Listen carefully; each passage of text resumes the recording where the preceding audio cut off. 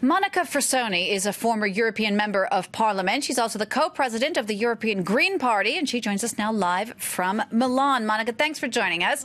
Italy was a founding member state of the EU. What are your thoughts now on the results so far? Should EU leaders be worried? Well, the EU leaders should be worried also because they are, of course, only partly responsible for what happened in Italy.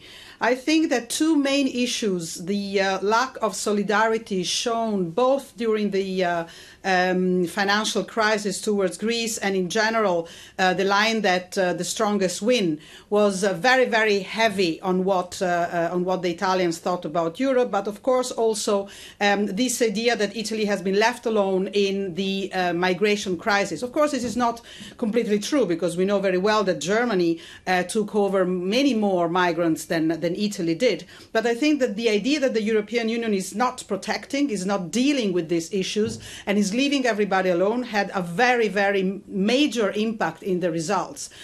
So yes, they should be worried, but this should also be the occasion of changing quite a lot in the EU policies. Then, of course, as Italians, we should be worried as well, because, first of all, we have not a clear-cut majority in front of us, and what we see is certainly a win of parties which are not univocal in their democratic and in their attachment to an institutional tranquility, if you want, of the country, but also that have been giving, as far as the Five Stars movement is concerned, very contradictory and very irrealistic, really, plans to deal with the crisis of Italy. And as far as Salvini is concerned, is certainly not ambiguous. It's very, very extreme right, dangerous development. So I think that, yes, we all should be worried, but not desperate. Well, how about the coalition? How is the country going to be governed? I mean, we're just hearing now that the head of the anti-establishment Five Star movement has said that he's open to other groups for talks. How do you see this kind of shaking down? What kind of coalitions will we see in the coming weeks? Well, you see, first, I really don't know. I don't have a crystal ball, and I believe that the Five Stars, as I said before, does not have a clear line on this, because they have been always working alone, and they have been refusing 5 years ago. Remember, the Partito Democratico already tried to have a kind of alliance with the Movimento 5 Stelle and failed miserably.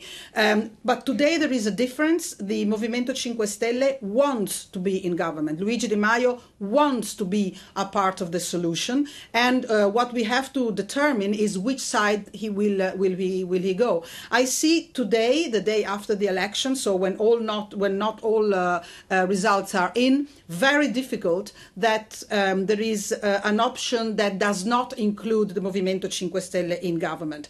Salvini, which is by far more dangerous, I would say, says today that he wants to govern with the whole center right, so Berlusconi and the far-right movement, Brothers of Italy, Fratelli d'Italia, but he doesn't have the numbers. So what I would think that would be at least possible is that Movimento 5 Stelle start to talk also with the Partito Democratico and the left. Mr. Renzi decided he's going to give up. Hallelujah, I would say, because he is the major responsible of the downfall of his party and of all of us. But let's face it, of all the progressive forces that have been saying many months ago that he is the real problem for the progressive parts of Italy, and which is also jeopardizing the few good things that his government did. So I think that we are ready for a full reshuffle, but I don't believe, at least judging from the past, that we will soon go to new elections. There will be a lot of attempts to find a coalition, and before the Five Stars movement or Movimento 5 Stelle will give up on his idea of being in government, I think there will be some time to go.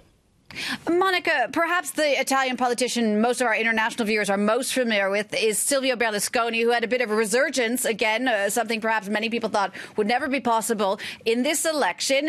What role do you see him playing in the coming negotiations with the coalition? Could he be playing kingmaker in any way? I doubt it. And I think that this is, personally, it's not only the Europeans which were surprised. We were also very surprised of his comeback. And I believe that he basically failed his game, the game that he played 20 years ago, because he appeared what he is, an old man with troubles with justice. And he was not able to be as credible as he thought to be. And people following exactly what Mr. Le Pen once said, don't go for imitations, go for the original. And this is exactly what they did. So I am not sure that he will be able to play a kingmaker unless in Parliament the centre-right coalition will be able to find the many votes that they still need to find to create a governing coalition. So I don't think so. I think that he is relatively out of the question. But of course, his party got 14% of the vote, so he's got several members of Parliament. All right, Monica, thanks so much for taking the time to speak to us. That's Monica Frassoni speaking to us live from Milan.